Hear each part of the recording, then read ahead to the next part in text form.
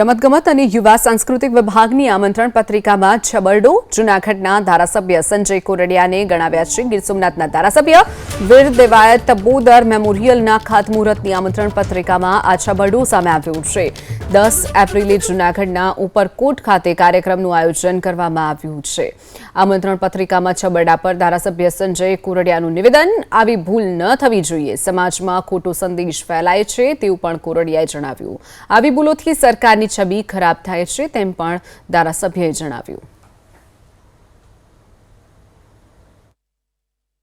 જે પણ અધિકારીઓ દ્વારા પત્રિકા બનાવવામાં આવી છે, હકીકત શું છે એ ખબર નથી, પણ જે બહાર આવી છે મુજબ સાંસદમાં પણ ગીર સોમનાથ લખ્યું છે, ધારાસભ્ય તરીકે મારું પણ ગીર સોમનાથ લખ્યું છે અને ભગવાનજીભાઈના નામની એની સરનેમની પાછળ કરગઠિયા કરી નાખ્યું છે. એટલે આવી ખૂબ મોટી ગંભીર ભૂલ છે. કામ કરેની ભૂલ થાય, પણ આવું સામાન્ય છે કે જે એક જનરલ નોલેજ હોય અને આવી પત્રિકાઓ બનાવવા તરીકે જવાબદાર મુખ્ય અધિકારીઓ જ હોય છે. તો આ અધિકારીની ભૂલ છે, એ ગંભીરતા છે.